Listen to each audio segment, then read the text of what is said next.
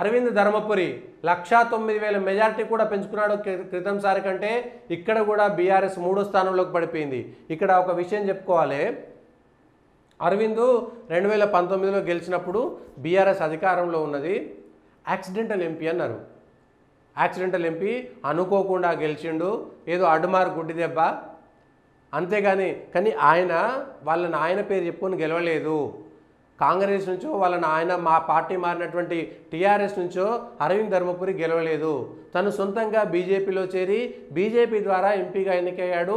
కేసీఆర్ సీఎంగా ఉన్నప్పుడు వాళ్ళ బిడ్డను సిట్టింగ్ ఎంపీని ఓడించినటువంటి ఘనత ఆయనది.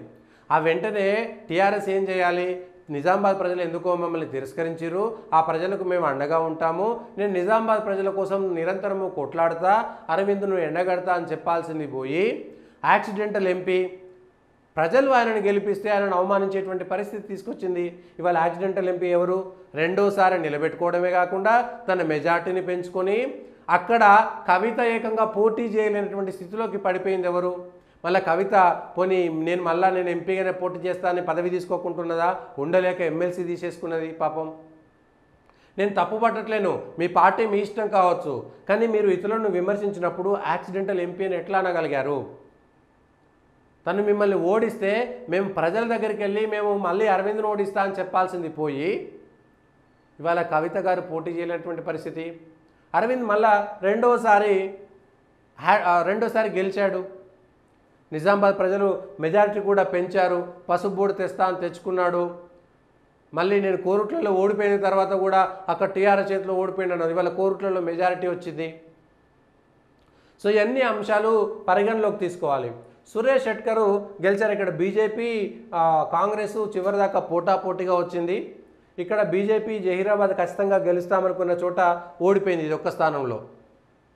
సురేష్ షెట్కర్ సహజంగా బలమైనటువంటి అభ్యర్థి కావడం కూడా కాంగ్రెస్కు కలిసి వచ్చినటువంటి అంశము.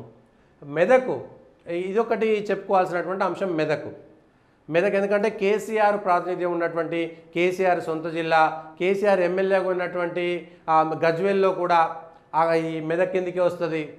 దుబ్బాక ఉప ఎన్నికతోటి బీఆర్ఎస్ పతనం ఎక్కడైతే ప్రారంభమైందని చెప్పుకోవచ్చో 2019 ఎంపీ ఎన్నికల్లో కొంత మొదలైతే దుబ్బాక ఉప ఎన్నికల ద్వారా రాష్ట్రమంతా మారుమోగిపోయింది. కేసీఆర్ను ఓడగొట్టవచ్చు, కేసీఆర్ సొంత గడ్డ మీద కూడా ఓడగొట్టవచ్చు అనేటువంటి మెసేజ్ ప్రజల్లోకి వెళ్ళడానికి దోహదపడింది. తెలంగాణ రాజకీయాలు దుబ్బాక ఉప ఎన్నికల ముందు, దుబ్బాక ఉప ఎన్నికల తర్వాత అన్నట్టుగా మారిపోయింది. ఆ ఒక్క ఉప ఎన్నికల్లో 2000 మెజార్టీతో గెలిచి ఉండవచ్చు, కానీ సీఎం సొంత జిల్లాలో కూడా కేసీఆర్ ఓడిపోతాడు. కేసీఆర్ సొంత జిల్లాలో, కేసీఆర్ పుట్టి పెరిగి చదువుకున్నటువంటి ఊర్లో కూడా బీజేపీ గెలవగలుగుతుంది, బీఆర్ఎస్ ఓడిపోతుంది అని చెప్పడానికి మొట్టమొదట బీజం వేసింది దుబ్బాక ఉప ఎన్నిక. గెలిచింది రఘునందన్ రావు ఆ రోజు. ఆ ఉప ఎన్నిక తర్వాతనే ఇటు ఈటల రాజేందర్ ఎపిసోడ్ రావడం కానీ, ఆ ఉప ఎన్నిక తర్వాతనే ఈ మిగిలినటువంటి జిహెచ్ఎంసీ ఎన్నికల్లో, ఈ ఉప ఎన్నిక తర్వాత వెంటనే జిహెచ్ఎంసీ ఉప ఎన్నికలు, జిహెచ్ఎంసీ ఎన్నికల్లో కూడా టీఆర్ఎస్ పరిస్థితి ఆగమైపోయింది. ఈటల రాజేందర్ ఆ వెనువెంటనే రావడము, అట్లా ఓడిపోవడము, అంటే నిజామాబాద్ కార్పొరేషను, కరీంనగర్ కార్పొరేషన్లో, వరంగల్ కార్పొరేషన్లో బీజేపీ అనూహ్యమైనటువంటి ఫలితాలను సాధించడము, ఇవన్నీ కూడా ఒక్కసారిగా టీఆర్ఎస్ వ్యతిరేక పవనాలను తెలంగాణలో కాంగ్రెస్ పార్టీ అధికారంలో ఉండవచ్చు, కానీ 2018లో ఓడిపోయిన తర్వాత 2023 ఎన్నికల వరకు తెలంగాణలో జరిగినటువంటి ఏ ఉప ఎన్నికల్లో కానీ, ఏ ఎన్నికల్లో కానీ, స్థానిక సంస్థల్లో కానీ, కార్పొరేషన్ ఎన్నికల్లో కానీ, ఎమ్మెల్సీ ఎన్నికల్లో కానీ కాంగ్రెస్ పార్టీ ప్రభావము శూన్యంగా ఉంది ఆ రోజు. అయితే ఎన్నికల్లో ఫలితాలు ఎప్పుడు ఒకే రీతిగా ఉండేయని చెప్పడానికి అదొక ఉదాహరణ.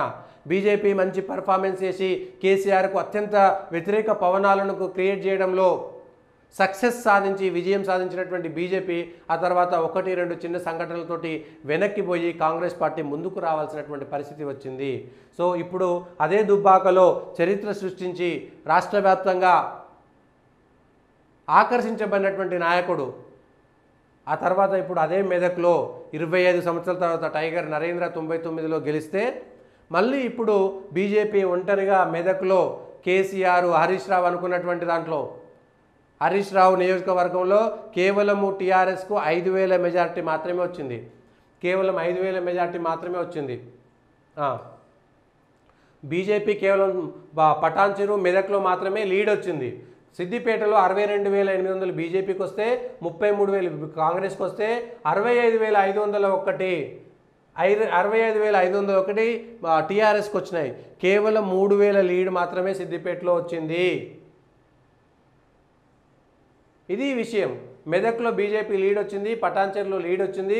ప్రతి చోట కూడా బీజేపీ 2వ స్థానంలో రావడం అనేటువంటిది ఆ బీజేపీకి ఉపయోగపడ్డటువంటి అంశము ప్రతి చోట. సో ఇది కొంత ఉపయోగపడింది. ఇది ఈ దుబ్బాకకు సంబంధించి లేదంటే మెదక్కి సంబంధించినటువంటిది. సో పరిపూర్ణం చేశారు. ఇవాళ లోక్సభలో ఒక్కటైనా గొంతు బీఆర్ఎస్ది వినబడుతుందని ఆశపడ్డటువంటి మెదక్లో కూడా బీఆర్ఎస్ గొంతు లేకుండా నులిమినటువంటి వ్యక్తి రఘునందన్ రావు అని చెప్పుకోవచ్చు.